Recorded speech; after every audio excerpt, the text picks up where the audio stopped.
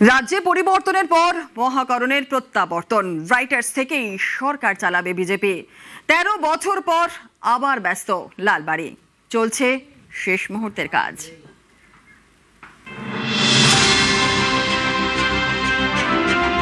ঐতিহ্যের লালবাড়ি, কলকাতার মহাকরণ।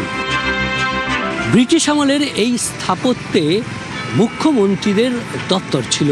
এই লালবাড়ির প্রথম তল অর্থাৎ ফার্স্ট ফ্লোরে করিডর মুখ্যমন্ত্রীর দপ্তর ছিল।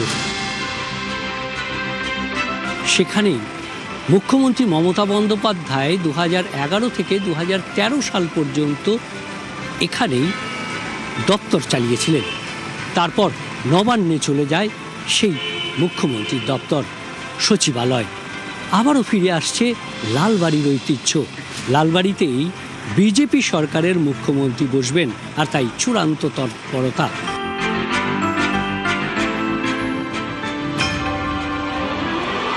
তেরো বছর পরে আবার ব্যস্ত লালবাড়ি।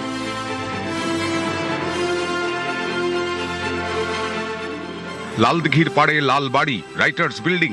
একসময় রাইটার্স মানেই চরম ব্যস্ততা, ফাইলের পাহাড়, মন্ত্রীদের যাওয়া আসা।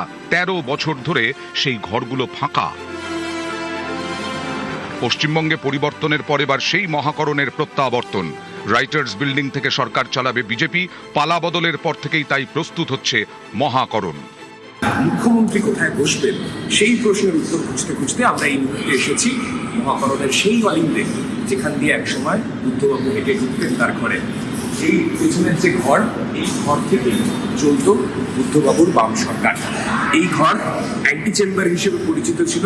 বুদ্ধবাবুর ঘরে কেউ যদি আসতে চাইতেন, প্রথমে তাকে আসতে হতো এই জায়গাটাতে, অর্থাৎ এখানে তার যারা আধিকারিকরা বসে থাকতেন তাদের সঙ্গে কথা বলার পরে তারপরে তাদেরকে যেতে হতো পরবর্তী চেম্বারে, অর্থাৎ যে ঘরে মুখ্যমন্ত্রী বুদ্ধদেব ভট্টাচার্য তিনি নিচে বসে থাকতেন। এর এই ঘর থেকে গুরুত্বপূর্ণ সমস্ত সিদ্ধান্ত তা নিতেন মুখ্যমন্ত্রী। মহাকরণে চলছে মেরামতি ও পরিষ্কারের কাজ। আসছে নতুন আসবাবপত্র, লাগানো হচ্ছে নতুন আলো। গেরুয়া আলোয় সেজে উঠছে ঐতিহ্যের লালবাড়ি। শনিবার ব্রিগেডে বিজেপি সরকারের শপথ গ্রহণ। তার আগে বিধানসভাতেও ব্যস্ততা। খুলে ফেলা হচ্ছে প্রাক্তন মন্ত্রীদের নাম ফলক।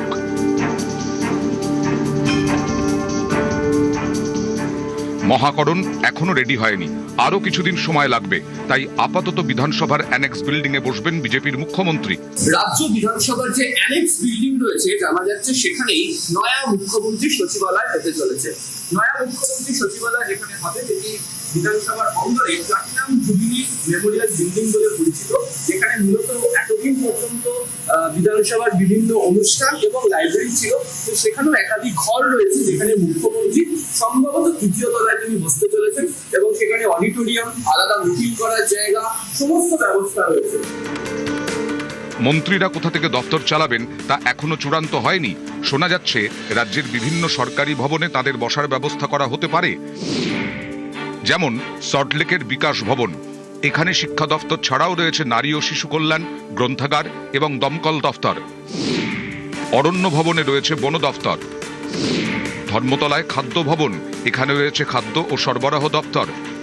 বিবাদীবাগের নিউ সেক্রেটারিয়েট বিল্ডিং এ শ্রম দপ্তর এবং কারা দপ্তর। এই সব অফিস থেকে আপাতত দপ্তরের কাজ চালাতে পারেন নতুন মন্ত্রীরা। এছাড়াও তাদের জন্য তৈরি রাখা হচ্ছে বিধানসভায় থাকা মন্ত্রীদের ঘর। পুরনো ভবন যেখানে অধিবেশন চলে, এবং এখানেও একাধিক মন্ত্রীদের ঘর রয়েছে। সেই ঘরগুলোকে পরিষ্কার করা হচ্ছে। স্পিকারের ঘর, ডেপুটি স্পিকারের ঘর, চিফ হুইপের ঘর, সেগুলিকেও খুলে পরিষ্কার করা হচ্ছে। এবং ফলে আগামী দিনে সেই ঘর নতুন কোনো মন্ত্রী তিনি পান নাকি মুখ্যমন্ত্রীর কোনো অফিস হিসাবে ব্যবহার করায় সেদিকেও দেখান। আবির হোসেন, বাংলা, কলকাতা।